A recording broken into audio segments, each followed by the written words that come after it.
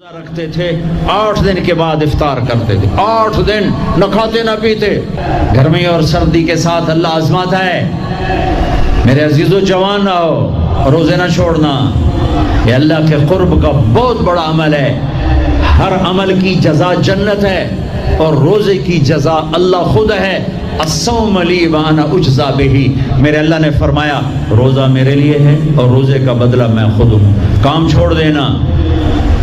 تھوڑے کر لینا کام تھوڑا کر لو ان یونیورسٹی والوں سے کہتا ہوں پڑھائی تھوڑی کر دو بچوں کی آپ سے کہتا ہوں اپنے کام تھوڑے کر دو اپنے نوکروں کی ڈیوٹی تھوڑی کر دو سب کو روزے کے لیے تیار کرو خود روزہ رکھو گرمی برداشت کرو بھوک برداشت کرو پیاس برداشت کرو اللہ قیامت کے دن کی گرمی سے بچائے گا بھوک سے بچائے گا پیاس سے بچائے گا معاذ بن جبل کا جب انتقال ہونے لگا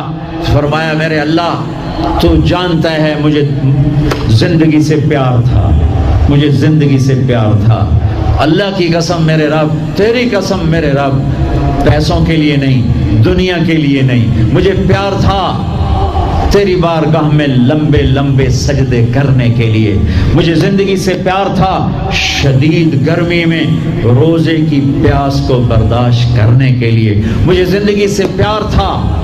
تیرے علم کو سیکھنے کے لیے تیرے قرآن کو سیکھنے کے لیے میں نے اس لیے دنیا سے پیار زندگی سے پیار کیا کہ گرمی کی شدت کے روزے رکھوں لمبے لمبے سجدے کروں تیرے علم کی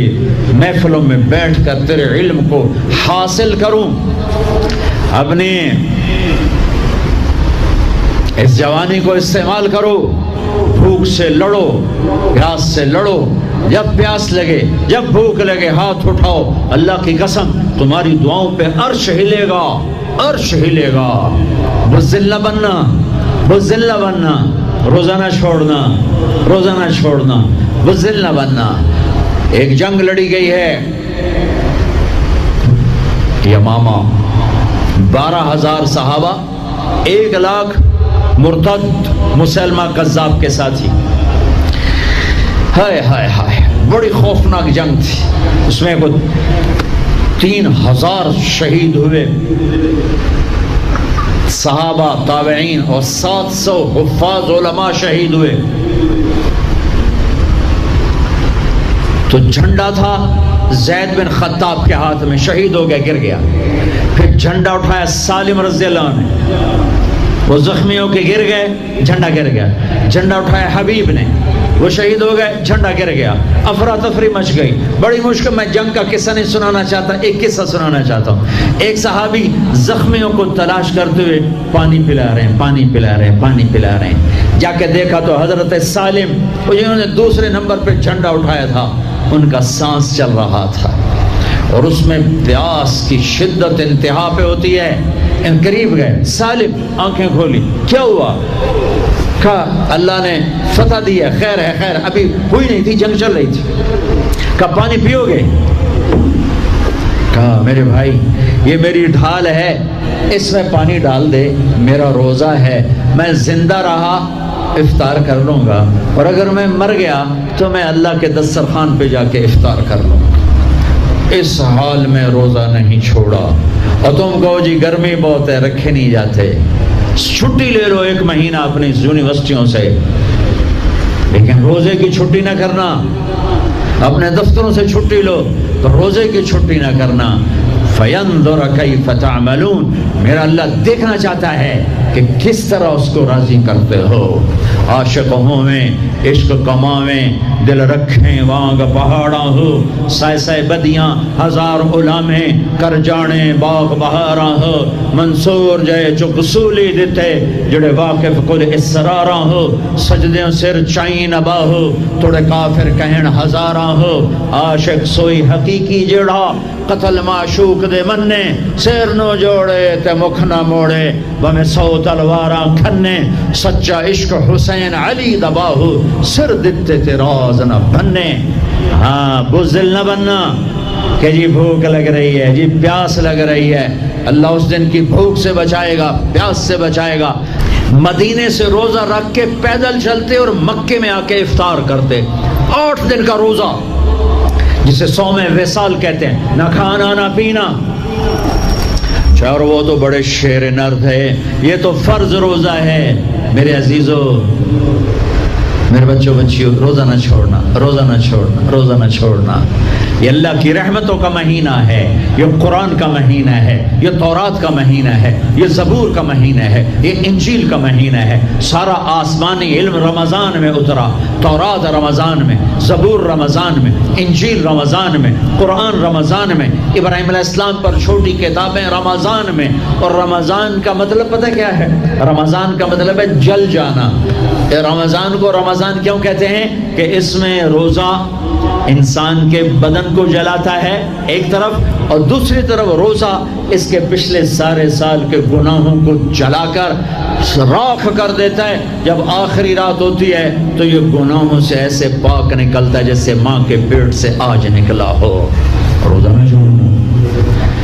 سب کی بخشش ہو جاتی ہے رمضان میں، سوائے چار آدمی، سوائے چار آدمی، سوائے چار آدمی، سوائے چار آدمی۔ اللہ نہ کرے ہم میں کوئی ہو،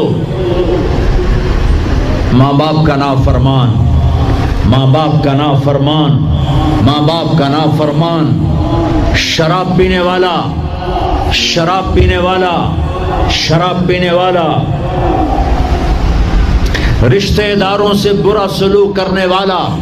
رشتہ داروں سے برا سلوک کرنے والا، رشتے توڑنے والا، رشتوں کو آگ لگانے والا، چھوٹی چھوٹی باتوں پہ لڑائی کے میدان گرم کرنے والا۔ چوتھا، کینہ رکھنے والا۔ کینہ، کینہ کیا ہوتا ہے؟ بغض کیا ہوتا ہے؟ بغض، بغض کہ مجھے نفرت ہے،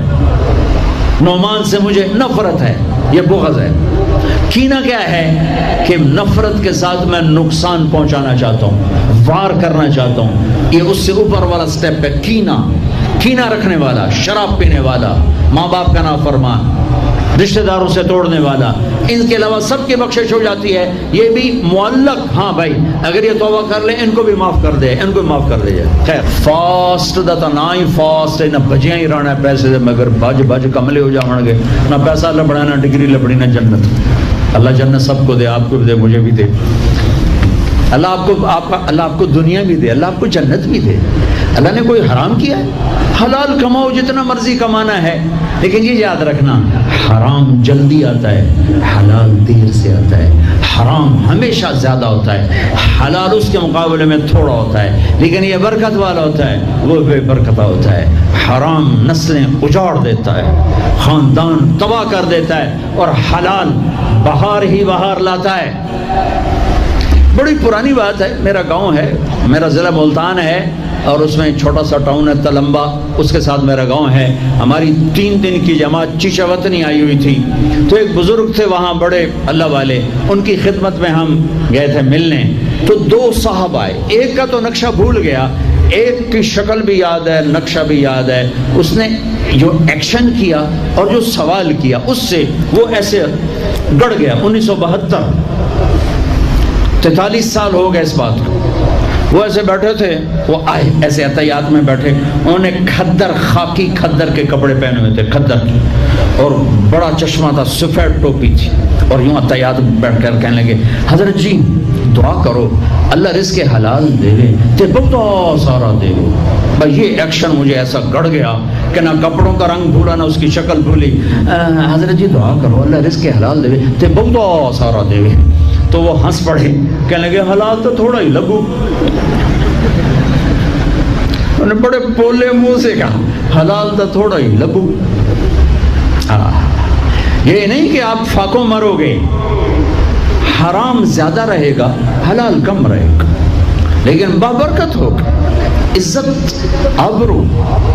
اطمینان، سکون، چین۔ اللہ کی قسم حرام کا پیسہ بھی کانٹا بن کے تمہارے ضمیر میں اتر جائے گا، تمہاری نیندیں حرام کر دے گا، تمہاری نسلوں کو برباد کر دے گا، تمہاری اولادوں کو نافرمان کر دے گا۔ کن کے لیے کماتے ہو؟ وہی تمہیں ذلیل و خوار کر کے رکھ دیں گے۔